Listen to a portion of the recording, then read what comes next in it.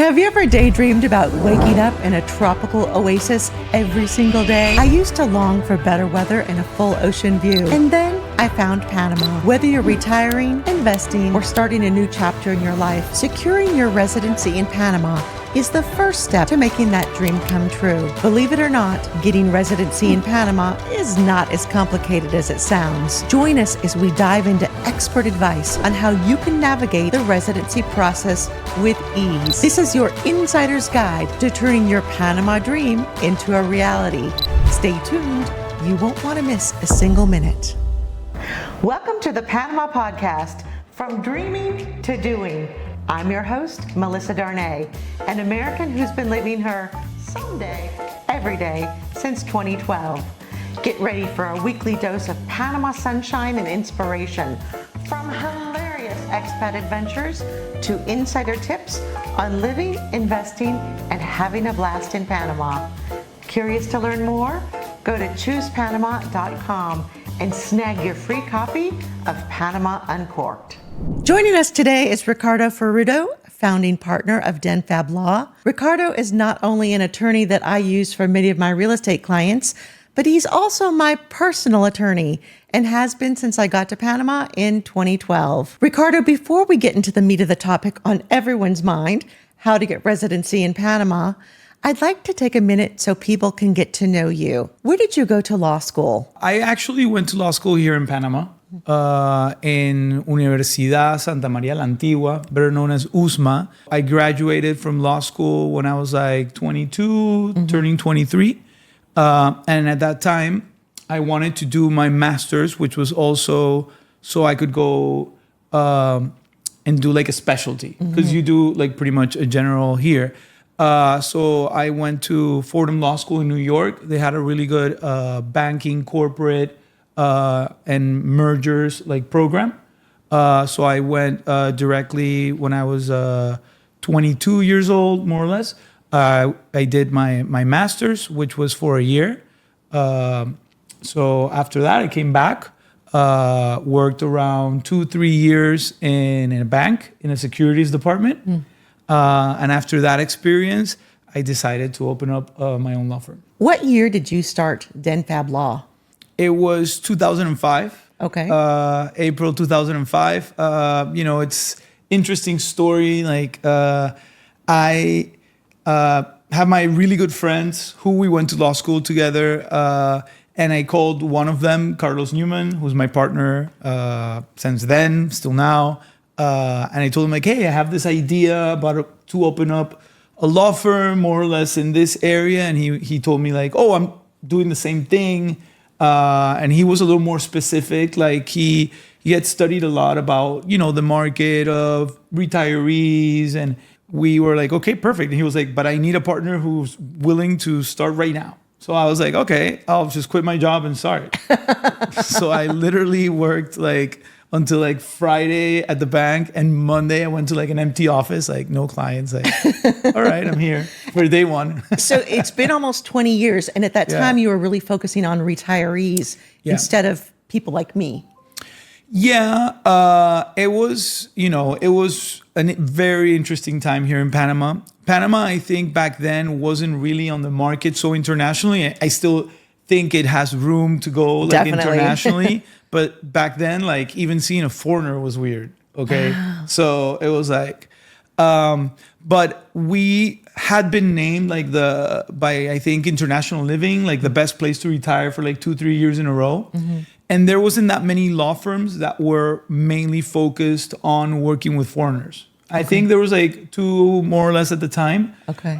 So we did open very specifically to work with foreigners that were retiring, coming to Panama, doing them the residency, helping them with real estate transactions, opening bank accounts, structuring their assets, at least the ones in Panama. And so that was more or less, I think, what was good for us, allowed us to start and, it's not easy to open up a law firm out of nothing. So kind of like to develop the law firm and grow, because we were very specialized in the market. And we really always like were like client satisfaction, answer quickly. There are certain things that we were really and still are very focused on. And that's one of the things we hear a lot. I hear a lot as a real estate broker. There's a lot of law firms and lawyers who don't respond quickly. And it's frustrating because you think if someone's going to be a lawyer, they should respond quickly. You've weeded out the people if you've gone to law school, but that's not necessarily the case in Panama. And I know that using you all these years, you and your staff always do reply quickly. And that's, in the US, we call that table stakes. You have to do that in order to be in business. But that has separated you. I'm curious, though, going back, you quit your job on a Friday, you started on a Monday. How long before you got your first client? It was pretty quick, actually. We had an interesting business model. We had we were going to do seminars. So we opened up the office. I don't know if you're familiar with the Via Veneto area. That's where I first met you. Okay. So back then, that was very touristy. A lot of foreigners would come and stay there. So we had like a banner outside that said that we gave free seminars. So pretty much the walking traffic during the day, we would do something at 4 p.m. In our meeting room. We would just do a free seminar. So I would go over the residencies. Carlos would go over real estate transactions and corporations and all that. So we would do it every day. We would have 3, 4, 5 people, and we started getting 3, 4, 5 people every day. And all of a sudden every couple of days we had one client and then we got another client. And so, it kind of went on like that. And I mean, our expenses were very low at the time. Right. It was really only us. So just one client meant you could eat. Yeah, it was good. I remember the first time we got one check, I was like, well, this is kind of what I make in a month in my job. So this is making sense already, right. So it was like that. And then it's just, we've always been focused on word of mouth between our clients. We've always tried to maintain a really good relationship with all the realtors, developers, and all the people in the market. Ultimately, we've never seen, anyone as competition. We just, want to do our job and have clients be happy and ultimately have foreigners have a good experience in Panama. Great. Which sometimes, there are some that don't have a good experience. You sometimes see people that come to Panama, different country, and they get a lawyer who doesn't speak English. I've never understood how you can do business with a lawyer who doesn't speak English. That's right. And you have other people, I think, sometimes that think that they know too much and they read a lot, but don't trust. I think ultimately you have to trust your lawyer. Whether it's me, whether it's someone else, you do have to trust their advice and kind of follow their path. Not have them tell you what to do, but just have trust in that they're going to help you achieve your goals without heartache. Absolutely. Ricardo, you've been in business about 19 years now. About how many clients do you think you've serviced in the past 19 years? It has to be over 2,000 families. I mean, at least. So you know what you're doing. Yeah, you can say that. And I think it's important, because ultimately, I do think it's very important to hear the clients out, get a sense of who they are.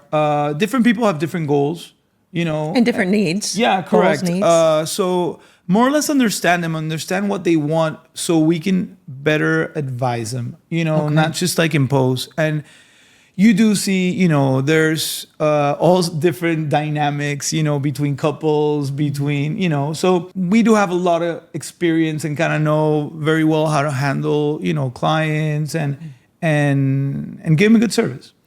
And one thing I appreciate about your service is there aren't any surprises when it comes to billing.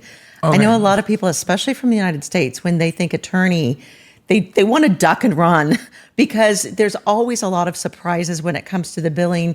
And your company, when you give the quote, that's the quote. It is what it is. If there are no surprises down the road, if the client doesn't demand or add to what they're asking for, it is what it is. Well, it's funny you mentioned that. I mean, that's actually on purpose. Of course, it should be.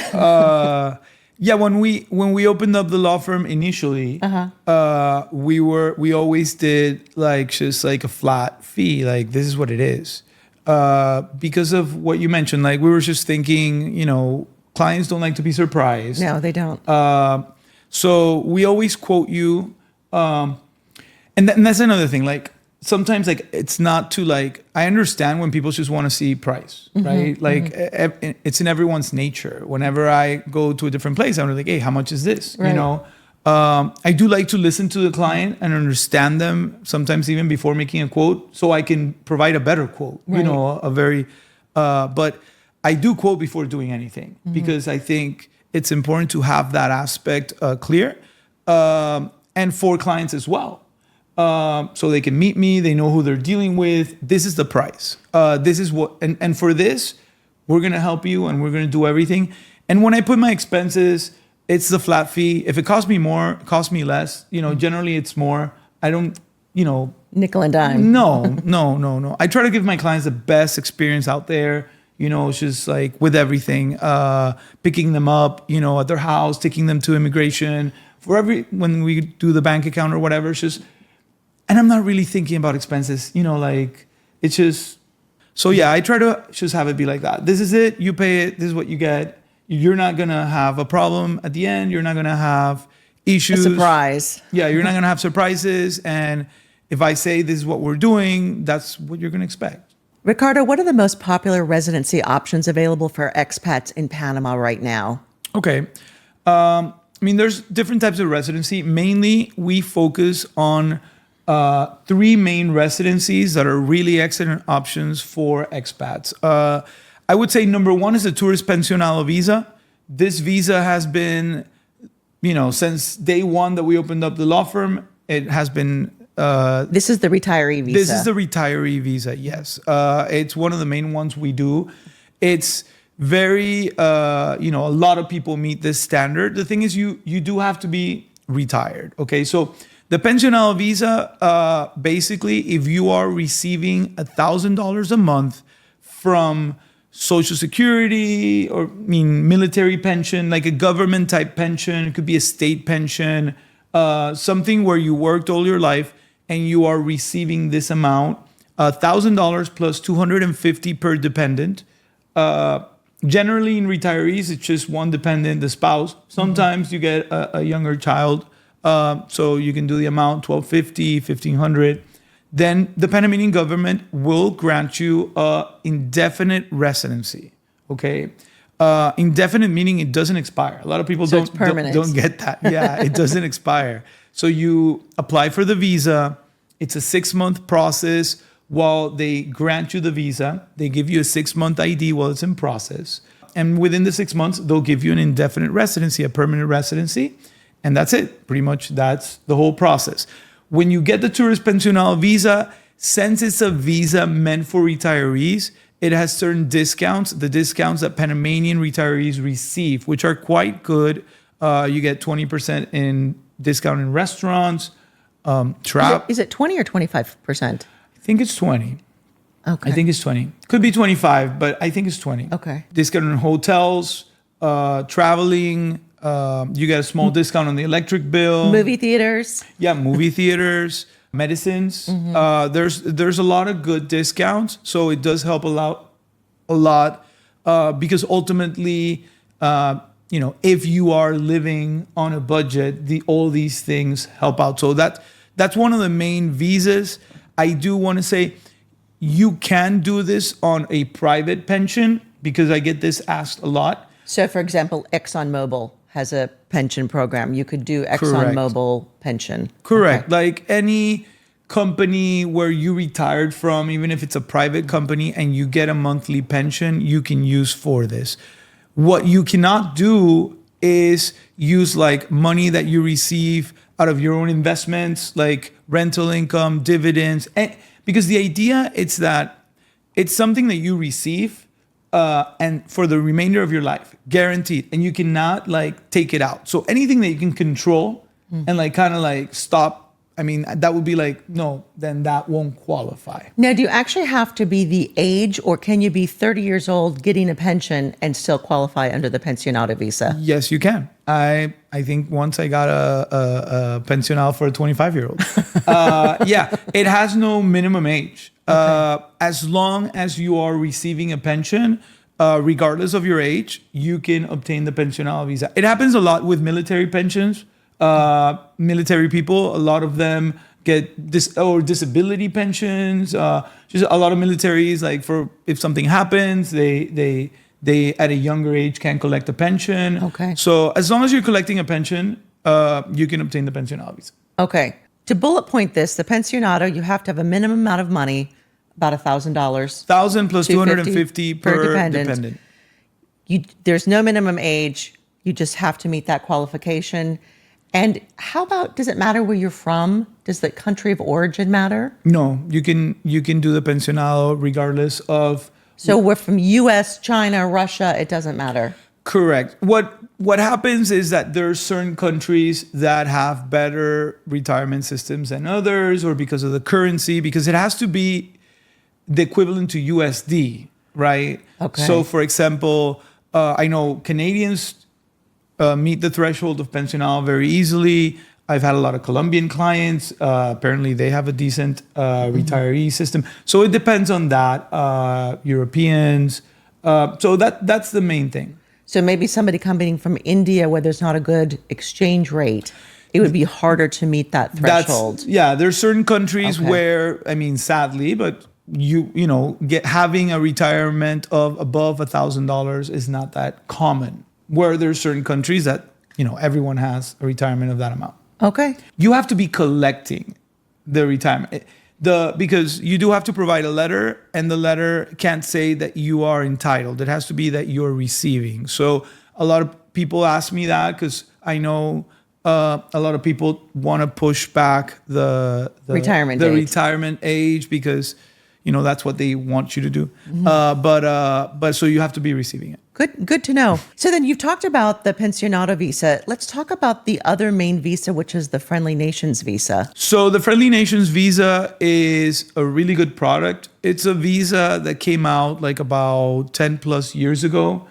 And it's been changed over the years, but the core of it maintains. There's a list of countries. And if you are from those countries and you meet the standard, you qualify for this visa. The list of countries is like over 50 countries. Generally, most of the Northern America, Southern America, European countries, most of those countries are on the list. The Friendly Nations visa basically has 3 ways to qualify. Number 1 is through a work contract. So if you have like a Panamanian company that is offering you a job, a real job. Number 2 is through a real estate investment. You can invest, you need to invest $200,000 or more in real estate, and you qualify for the Friendly Nations visa. Now, on that point, a very interesting caveat to this visa is all the other visas that we have. When, for example, if you say that you need to invest $200,000 in real estate, that means that you have to bring $200,000 from outside of Panama into Panama and put into real estate. In this visa, that's not the case. So this visa does allow for you to finance the purchase. So, for example, you can buy a property for $200,000, and let's say you put $100 down and you finance $100, and that qualifies you for the Friendly Nations visa. I didn't know that. That's great news. That is very good. I say 100 because, for example, okay, so it could literally be $10,000 down and finance 190. But the reality is that you're, as a foreigner, not really going to obtain like 90% financing. Right. I don't even think Panamanians get 90% financing right now. Right now, the best we're seeing is 30% down. Yeah, more or less 30% down. I think it's closer to 50, more or less, but it's still a good advantage. Or, it provides you the option of, let's say, buying the property initially, but if later you want to refinance, you can.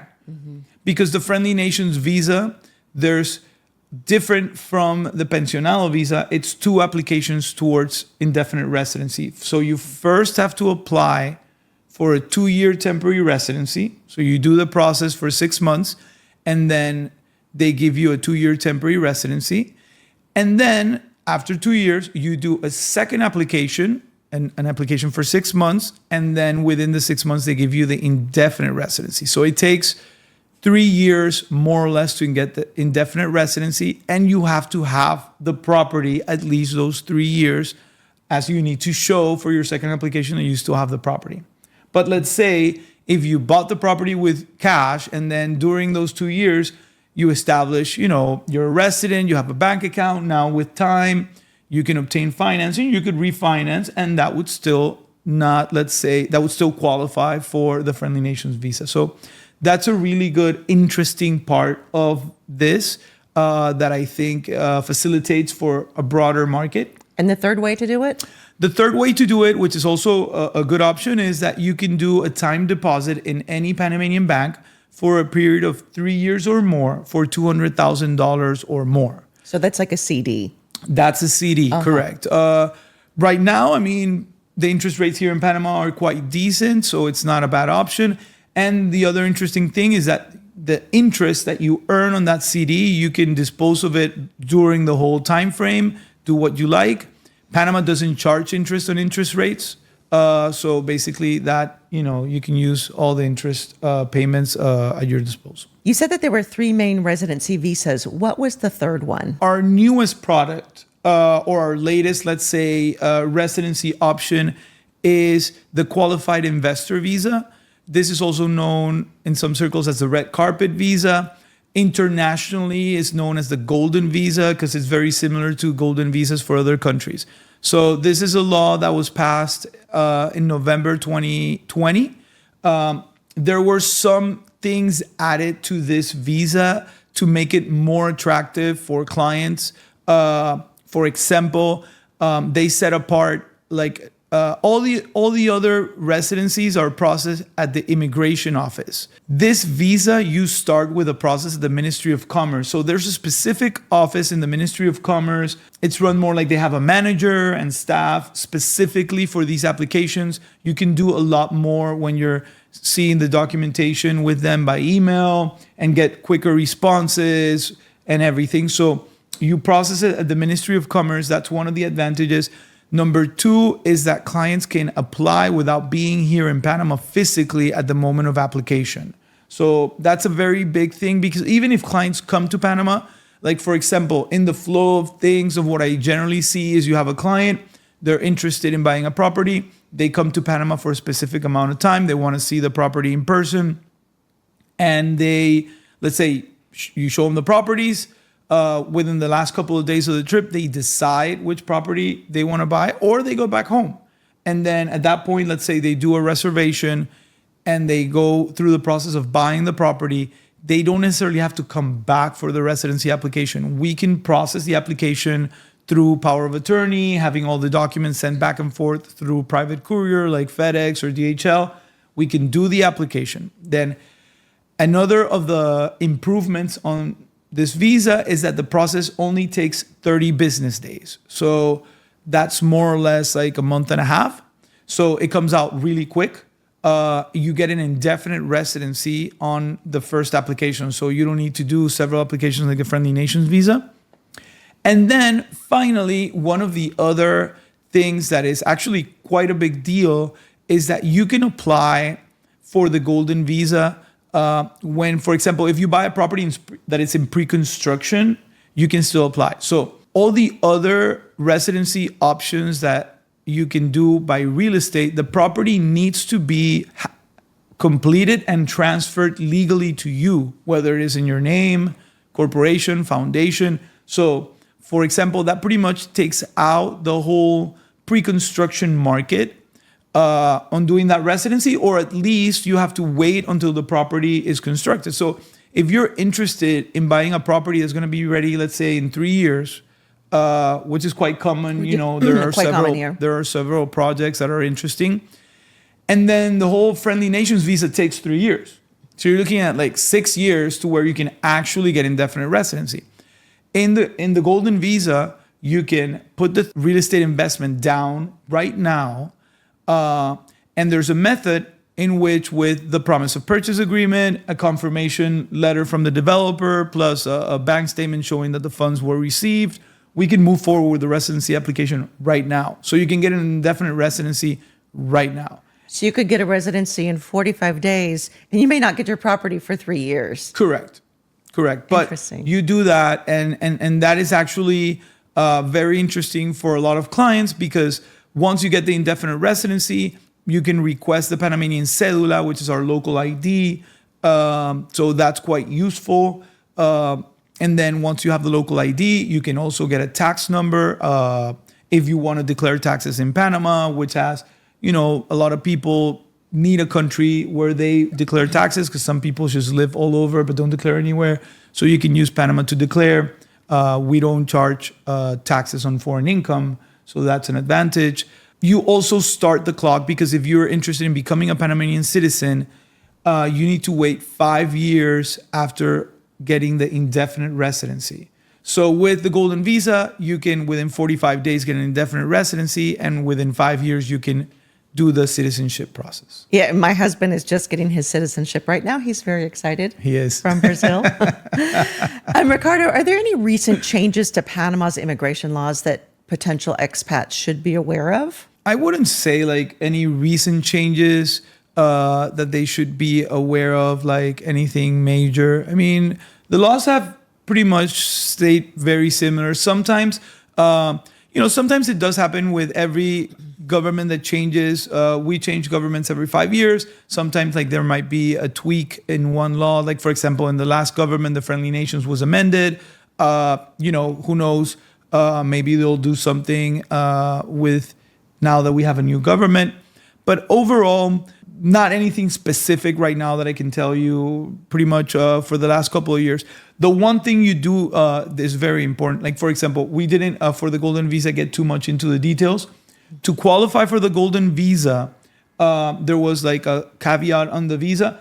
Initially, when it came out in 2020, there are 3 ways to qualify. Number 1, if you do a real estate investment, the amount is $500,000. So you spend $500,000 in real estate. Correct. So it could be 501, but it can't be 499,000. Correct. Okay. The interesting thing there is that when it came out, it said that for the first 2 years of the law, it was going to be $300,000. Then after 2 years, the thing is we were during COVID, it was, when the law came out, so it was interesting. So after 2 years, like we were just really starting to do this residency. So they extended that for a 2-year period, which ends on October 15th this year. So right now, the amount is 300, is going up to 500 on October 15th, 2024. So that's not very far away. They No. really have to get a property under contract, get the residency started. Correct. I mean, Quickly. It's doable, like if you do it right now. But it's kind of tight. Now, maybe they extend it again. Who knows? I don't know the impression this government. I don't think so, though. I don't think so. I mean, because 500 is still quite a competitive amount. And it will put it on par with the other option, which is you can do an investment account in Panama for $500,000 and qualify for the Golden Visa as well. So like, again, a CD? No, not a CD. This would be an investment account, like an investment bank. Any bank, you have to open an investment account. You have to invest in a locally issued security. So it has to be like either shares of a Panamanian company, bonds of a Panamanian company. There are some funds, Panamanian funds, that invest in bonds of different companies or shares of different companies, some maybe outside of Panama, but the fund itself is Panamanian. So there are some restrictions, but there are quite a lot of interesting options for clients to open an investment account and qualify for this visa. Okay. For a CD is the third option, but the amount for the CD is $750, and it's for a 5-year term. So it sounds to me like the best option is real estate. Real estate is the option that we mostly do. Can you walk us through the typical application process for a residency visa in Panama? The first thing I would tell you is you definitely need to find a lawyer, meet with your lawyer. I think sometimes I find people like to research a lot in the internet, and there's a lot of information. But if there's And not all of it's true. yeah, I mean, the one thing I have learned is a lot of people go through this process and then they later like to talk about the process a lot and bring a lot of information. And it's not that it's bad, but there's a lot of like just subtle things that creates it where there's a lot of contradictions on the internet, or there's a lot of, I don't want to call it misinformation, or information that's no longer accurate. So there's a lot of things. The first thing that you should do is contact a lawyer, have your Zoom meeting, get your quotes, get a feel for who you're going to be working with. I would say before you start getting documents, a lot of people sometimes I meet with them and they already have my documents. And then they're like expired already. And you have to break it to them like, oh, you have to get them again because they're this or that. So there are certain things that will make a document invalid, like a police clearance or a marriage certificate. So I think the best thing is first, talk to a lawyer, find out which is the right process for you. I can talk about my own experience, the way we handle it. We try to set up so our clients, when, for example, I'll take the golden visa apart because that one we can apply while the clients are not here. So let's say that has a different flow. But for the other ones, generally what we do is we have our meeting with our client, we give them the quote, they accept the quote. Okay, perfect. So they start working on getting the documents that they need, which is not complicated. Generally, it's a police clearance. In the case of the US, FBI report, Canada, RCMP. You need a marriage certificate to include a spouse. We haven't mentioned you can include your spouse. You can include children under 18 or between 18 and 25 if they're fully enrolled in a university. You can include as dependents.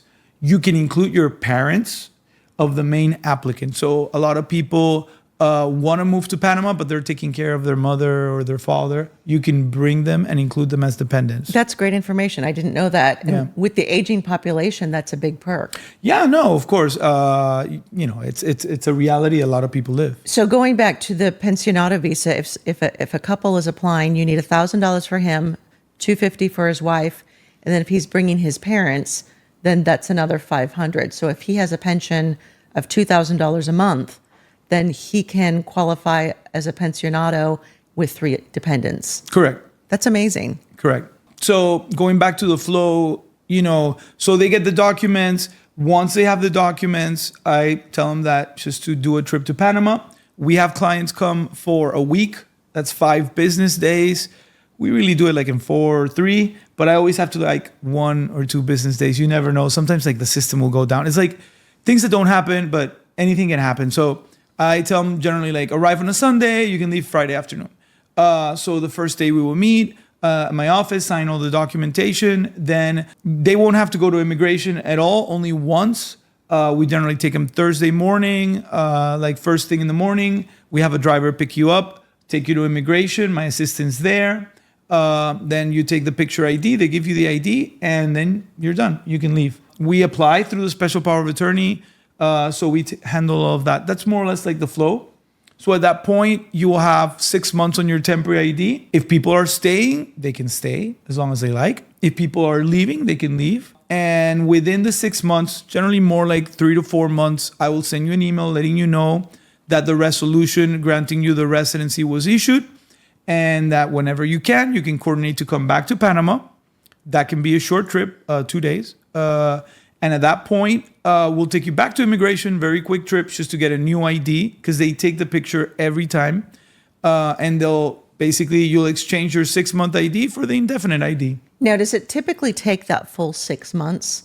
No, generally they give you, it's never 6 months. It's more like 3 to 4 months, depending on how all the volume of processes they're handling or, whatever happens, holidays, etc. But they're generally very, like, I'd say 4 months. 4 months is the average. So that's more or less, the flow, how we handle it. If you have a second process, so for example, if you're a friendly nations, you can leave at that time.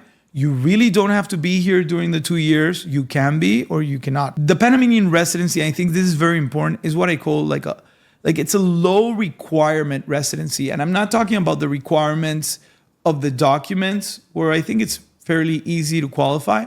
But it's also like it doesn't require you to be here all the time. Yes. It's not like in the US, you're getting a green card, you cannot leave the country. Like really, I mean, you can You can come in and out as many times as you like. You don't have to be here for the process. The main thing once you obtain the residency is that you have to come into the country at least once every 2 years to maintain the residency. So that's like an entry stamp. And is there a minimum amount of time you need to stay? No. So you could really stay for a long weekend every 2 years. And that's it. Yeah. That's amazing. So what are the benefits of obtaining permanent residency versus temporary residency in Panama? Okay, so I think I went over that a little bit when we were talking about the golden visa and getting the visa. So once you obtain the indefinite residency, well, number one, you don't have to do another process. And you can immediately request your cédula, which is our local ID. So people understand, like, while you're what we consider a foreign resident, your passport is still your main ID. So the immigration ID, it's just a document that shows your immigration status. So in the case of the Pensionado, you can use it for the discounts. When you come into the country, you show it at customs, and it shows that you're legal and your status. You can stay as long as you like. But your passport is still your ID. So if you go to the bank, you need your passport. If you're going to sign a contract, everything's based on your passport. Once you get the indefinite residency, we can request a cédula note within a couple weeks, take you to get the cédula. And you're going to get a cédula number, which is like a local ID number that doesn't change. And that becomes your local ID. Also, that will also be your tax ID if you want us to register you a tax ID so you can do tax declarations, etc. So that's one of the benefits. I mentioned before also, once you get the indefinite residency, you get the time frame started for the 5 years that you have to wait so you can apply for citizenship. What options are available for expats who want to start a business in Panama? Expats can do any sort of business, really. I mean, this is something where you're going to get a lot of different information, particularly if you look on the internet. So an expat can open any type of business and own like different businesses. You can set up a corporation and the business can do any sort of activity. There are certain activities that are reserved strictly for Panamanians. It's an old law that we have. It's a terrible law, really, but we have it. It's difficult to change it. I don't think it would be too popular. But so mostly like just to have like easy is like generally like lawyers, doctors, engineers, all these like technical, architecture, accountant, all these professions that, have some sort of, specialized degree are protected for Panamanians. It doesn't necessarily mean that you can't do it. Like overall, like for example, there are many foreign lawyers working in a law firm. They cannot sign as a lawyer, but they can review contracts and help and do all this. Same as accountants. I mean, maybe you need a local CPA to sign. So for example, there are ways, that you can. Medicine, definitely no. I mean, like you can't be a doctor because doctor is like something completely different, right? Like, how about a doctor in a specialty that's hard to fill here? Do they have certain exemptions? Not like that. They should definitely I get asked that a lot by doctors. Yeah, I know. It's one of the main things I wish we improve because we definitely want to attract more talent, like the best talent available. So, I do think doctors can do a lot of consulting work, and there are different things that doctors can do. Obviously, if you're thinking about like going into surgery, definitely like you can't. That's something that will not be allowed. But there are things doctors can do. Doctors are probably the most complicated one of them all. But like for different professions, there are different ways. And so overall, as a business, like for example, you can perfectly open up a restaurant, to give you an example, as a foreigner. Any service oriented business you can do. The other thing that is not available for foreigners is retail. So you can do wholesale services, you can import anything and then distribute, but to open up a retail store, that's mainly for Panamanians. Unless you get a Panamanian partner. Correct. So those are like, I don't necessarily go into the details, but basically just saying overall, you would need like a Panamanian partner and, that is like doing the business with you, to be able to do the retail. Going back to the residency visas, have you ever seen a visa be denied? Not really. No. Okay. Okay. So I am aware that certain visas get denied. In my experience, we really haven't had visa processes be denied. It's not a common situation. Okay? Because you know what the qualifications are. Because we ahead of know what the time. qualifications are ahead of time. I do want to say, like, for example, immigration, it isn't that they should receive any application and then review it and then make a decision. Yes, they do that, but there's a filter in the application process. So they don't receive an application unless it meets all the requirements. So right there, you have a filter. So if the application is submitted, most likely it will be approved. It could happen that there's a comment on something, like sometimes, like, it's simple stuff, like, and very correctable stuff. You can get a comment and what they issue is a notice, and you have a time frame where you can just correct the comment and then it gets approved. Or if you didn't fix it in that moment, you could, and it gets denied, you can then reconsider and fix it and reconsider. But in all honesty, right now, I would say, I guess it depends on the different types of residencies. There's some residencies that used to have maybe some grayer areas that allowed for this. But for example, the residencies we're talking about with the Pensionado visa is very straightforward. With the Golden Visa, I mean, you either meet the requirement or not. I mean, and you go to the Ministry of Commerce first, that they issue a certificate of investment. So they're basically saying you're meeting the requirement. And with the Friendly Nations visa as well, I mean, you either have the property for $200,000 or no. You either have the CD or no. So those are very straightforward. And so then your office will give a list of things that people need. For example, you need to have your for Americans, you have to have your FBI clearance. In order to do that, you have to take fingerprints. That was the hard part for me because I don't fingerprint well. So I had to have that done several times in order to be able to submit it to the FBI. I've heard that before. In order for them to be able to clear me. So there are some different things. It's not very common, but I've heard that before. Generally what we do is I'll send you an email like with the general process and requirements. Then after we do a meeting and I know your specifics, I'll give you a quote, and in that email, I'll give you the specific documents that you need to obtain for your specific situation. Because, you know, different people have different things. Like you could be from the US, but you got married and you did a wedding abroad. So you got married in a different country. So, you know, you have to get the marriage certificate from there. So I send you the specific, you know, in the wording of the email, that you know exactly what you need, if it needs to be apostilled or authenticated by a Panamanian consulate and all that. Explain really quickly what apostilled means. I think not. A lot of people don't know. Yeah, they get startled at the word. It's very common. And it's pretty easy, actually. So there are documents that are issued outside of Panama, in this case, or outside a country, to be valid in another country. In this case, documents that are issued outside of Panama to be valid in Panama need what is the equivalent of like an international notarization. All right. So there's two ways to do that.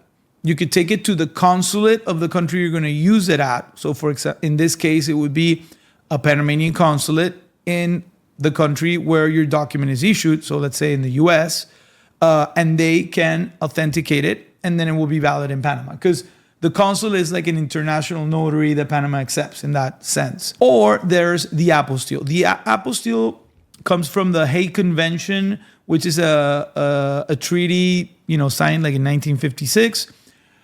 Most of the countries in the world participate in the apostille. It's a government office in your country that does the apostille, and then for a specific country. So you do the apostille for Panama in this case, and then Panama accepts it as a valid document because it knows that the apostille is kind of like an international notary. So for example, most countries, it's the Ministry of Foreign Affairs that handles the apostille.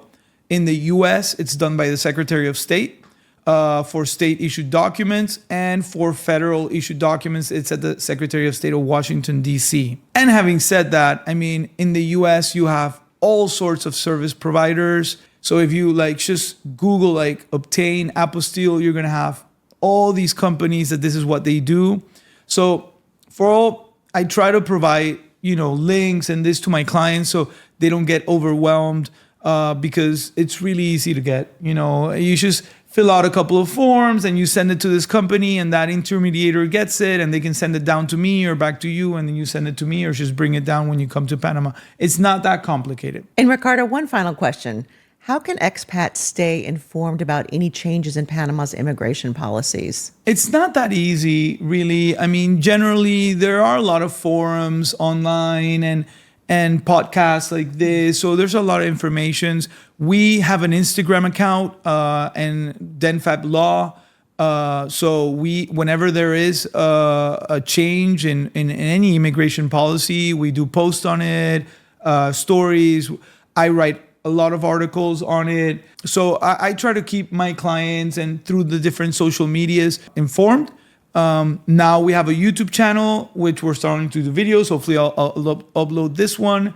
And the idea is to start putting a lot of information out there on the current visas that we have.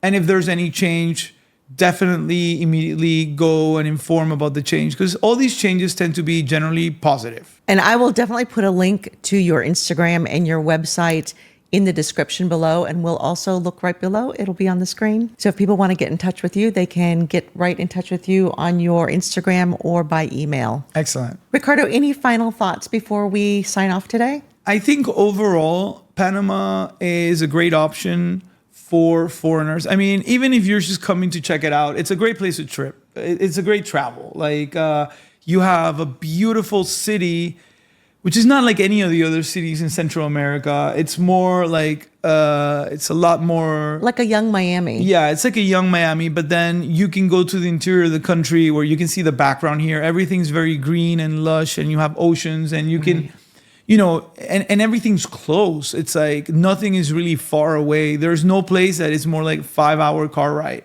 So that's like the furthest you could drive to be like in a, you know, the other edge of the country. So it's a small country. We have the US dollar, which is key. You know, you don't have to think about currency exchanges or anything.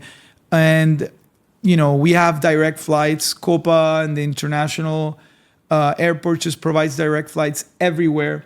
Where we are located in the central of the Americas is very strategic. So for my clients, a lot of clients, you know, just they can work from anywhere and they come live in Panama most of the time. They can access direct flights to Europe, North America, South America, the Caribbean. So it's a very central place. So I definitely suggest to at least do a trip, come to Panama, check it out. You won't regret it. And I think it's interesting that you said that back in 2005, there weren't that many foreign faces. And now when I go out there, half the people I see are expats. So there's a big expat population here. So Panama has become much more of an interesting place as well. It's a lot more international. It used to be boring, well, Panamanians. It's not boring anymore. It's not that boring. Now it's cool. We have great restaurants, great places to go out. It's super interesting. If this podcast has given you value today, and we had so much information, we'd appreciate it if you would go ahead and press the like button and share the video with someone who you think might enjoy learning more about the residency process in Panama. Ricardo, it's been a pleasure having you. Until next time. Thank you for having me. Cheers. Cheers.